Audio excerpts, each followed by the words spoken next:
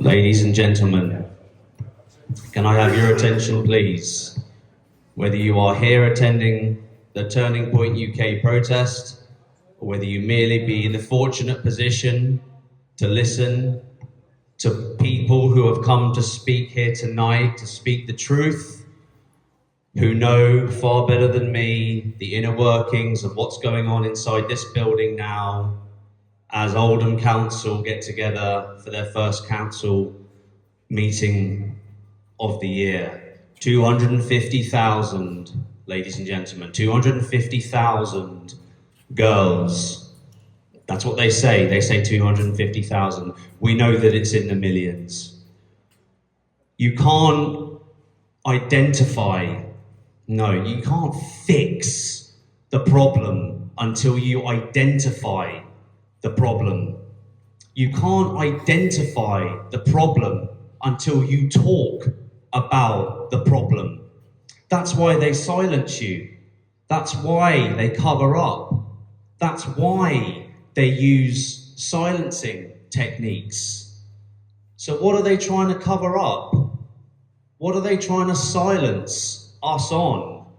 The fact that the establishment have mass imported savages into our land that have murderous malintent, that to hunt, to groom, to rape, torture, and murder specifically white native girls. What do they not want us to talk about, patriots? They don't want to talk about why they did it. They don't want us to talk about the reason why. The reason why, ladies and gentlemen, is because they see non-Muslims, they see whites as unwashed. They see us as kuffar. They see us as cattle. That's why they were white native girls.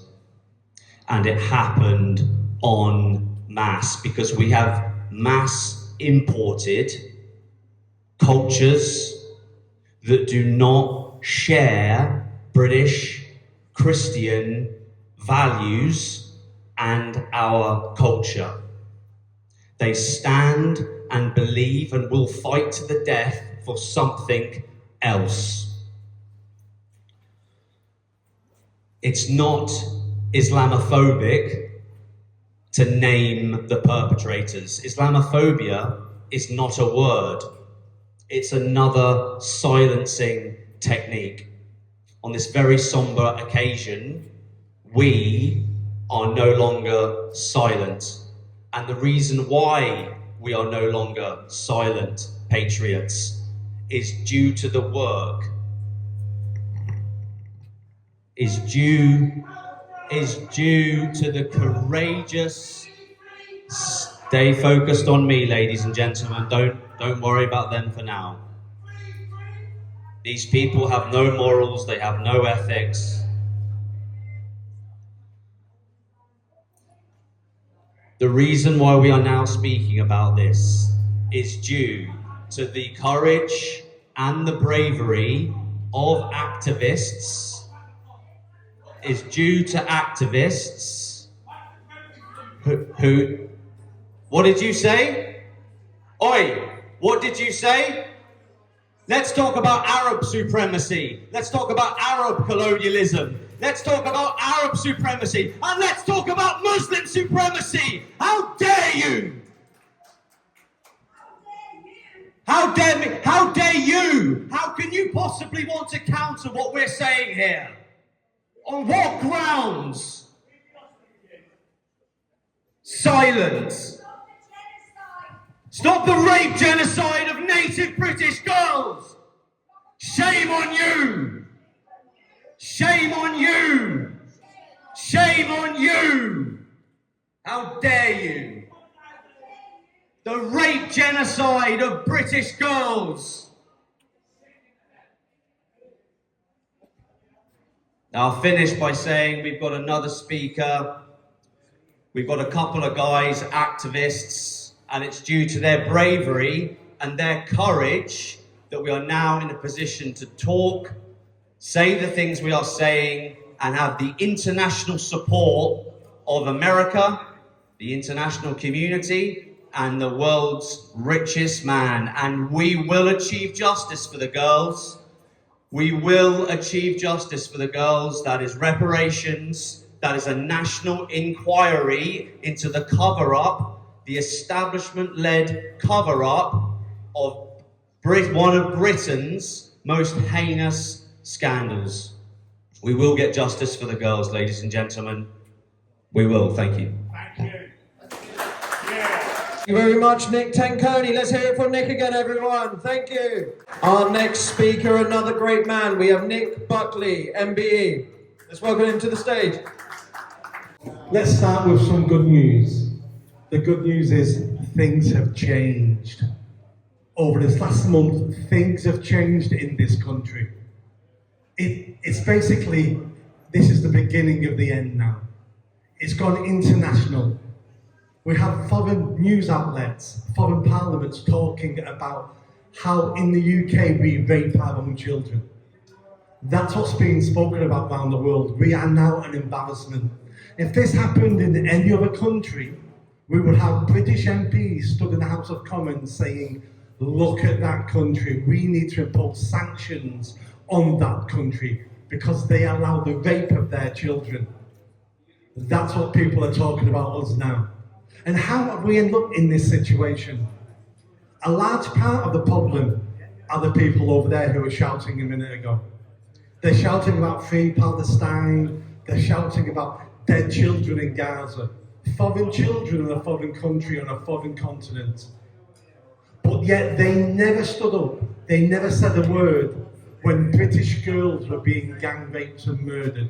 Not a word from them. But that's changed now. The lid cannot go back on the bottle anymore now. This inquiry that we're looking at now from national government, it doesn't matter about the inquiry because everybody knows what went on. We demand justice. Justice will be done. Look at the other scandals we've had in this country. The post office masters.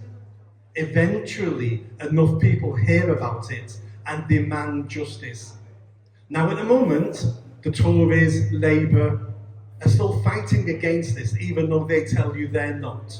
They're fighting against it because they know what will come out once the truth is in front of all of us. And it's to cover up. People covered this up for many reasons, but one of the reasons was it was politically convenient. It was politically convenient to sacrifice hundreds of thousands of girls on the altar of multiculturalism for votes. That's all they were votes. But it's over. I'm more positive today than I've ever been, and I've spent 20 years involved in this. I've had paedophiles arrested, I've had paedophiles prosecuted. All of them are white, by the way. I don't care who the pervert is abusing children, I want them arrested and dealt with. So all the perverts I've had arrested were white perverts. Because we have perverts in all our communities. But in this particular case, it was the silence from that community which was also just as bad as the crime. Hence why it went on. Well, no, it's not what's going on in Palestine. It's a different issue altogether. I would suggest you go to Palestine and you fight for your cause there. At this moment in time, we should care about the children of the world, because I do. But if you care about Palestinian children so much, go to Palestine and be part of the solution there, because they need help. So go be that help. But if you're not going to go there, why don't you worry and do something about the girls living on your street, the girls living in your town, in your city? Why don't you care about them? Why are you always selective about who you care about? Why don't you care about what happened, the rape genocide? Why don't you care? They don't care because They don't care for one simple reason. There's no brownie points in protecting white working class girls because we're seen as scum. That's why they get more brownie points looking to foreign countries, foreign issues, and claiming those virtue signalling points. But those days have gone, so let's end on a high. We've been doing this for several years now, meeting up and talking about it, and I've spoken to many people who feel a bit disheartened because we only ever get 30, 40, 50, maybe 100 people, and we think to ourselves, nothing's going to change. But it was us doing this that kept this issue alive.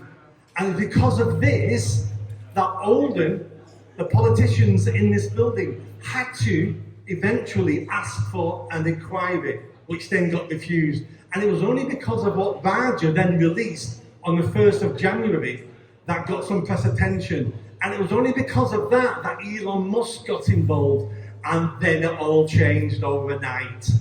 This is the beginning of the end of this now, the beginning of the end. And everybody here, you are part of that journey. And none of us are heroes, none of us did this by ourselves, but we kept it alive until the general public grasped it, and they've grasped it now. This isn't going away. We're going to have the inquiry, everyone. We're going to hold the politicians who allowed this to happen, who covered us up. We're going to hold them responsible at some point in the next few years. The next government that's elected, which I reckon about 2-3 years from now, because this government won't last that long, the next government will seize this, and we're going to have justice. So stay strong, keep this issue alive on social media and in your family and friends. It's not a waste of time, because 2 years ago, we were screaming into the wind and no one cared. They care now, don't they? The people in that building care now, because some of them are going to lose their seats at the next local elections, because everybody knows what's been going on. And after they've lost their seats, I'd like to see some of them in jail. There has to be. We have to get some of them in jail. That's what I want, jail. Thank you very much. Our next speaker, I'm sure many of you know, he's a great local campaigner, an absolute hero when it comes to getting justice for the girls of this town. Let's hear it for Miah.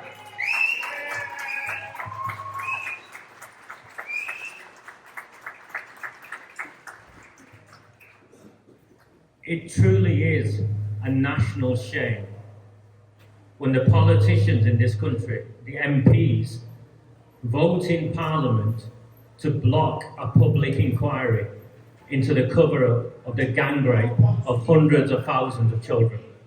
This has got nothing to do with any other issue than that.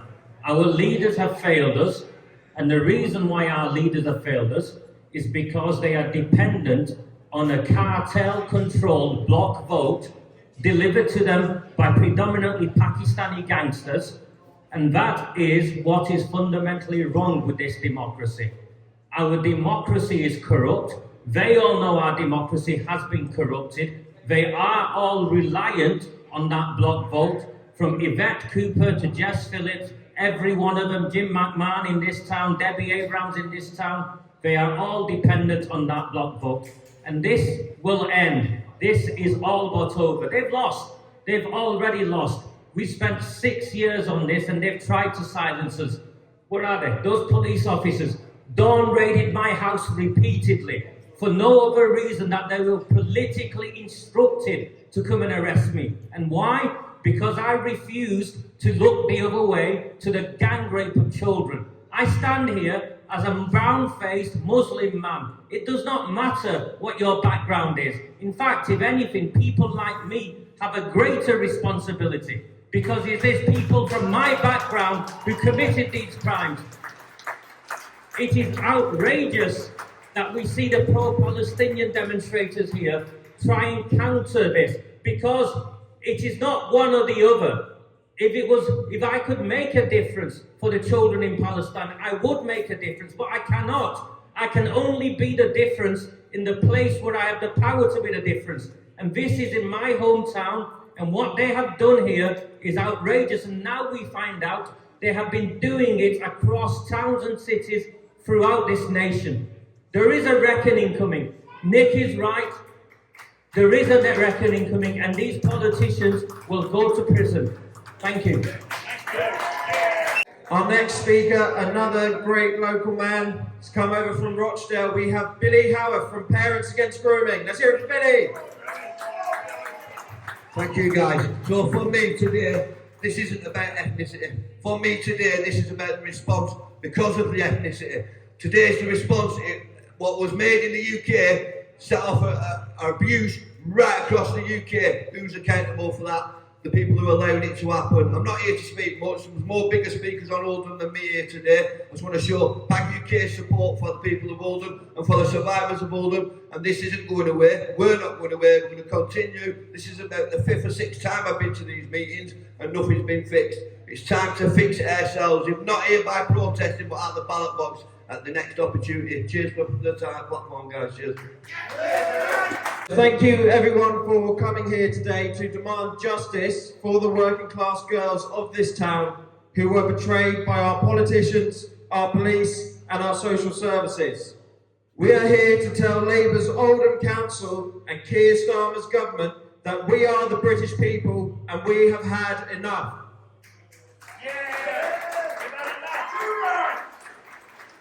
It takes a lot to get us angry. We British are known for our politeness and our stiff upper lip. But I will tell you something, I'm angry.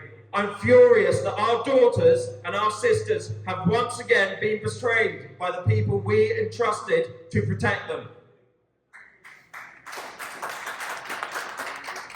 We do, however, have hope. There appears to be a light at the end of this dark tunnel, as the recent discussion around child rape gangs is not like the other times, where it could only be discussed on the fringes of politics, where they call people like us racist for talking about injustice to silence us. Now the British people, we've had enough, and we're saying no more gaslighting, no more inaction, enough is enough, we demand justice for our girls.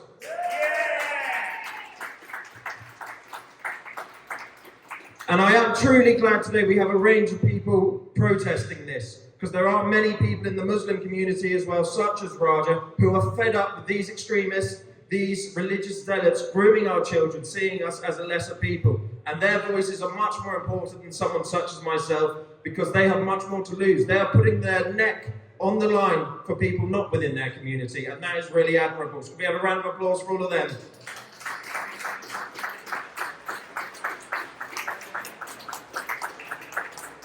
So, we all know the system is against us, and as individuals, the Labour establishment will pick us off one by one to protect their political interests. But together, we cannot be defeated. We need to see demonstrations like this in every town across the north of England, where we and locals can join together and say enough is enough. We demand a national inquiry, we demand justice, and we won't rest until we have it. Thank you very much.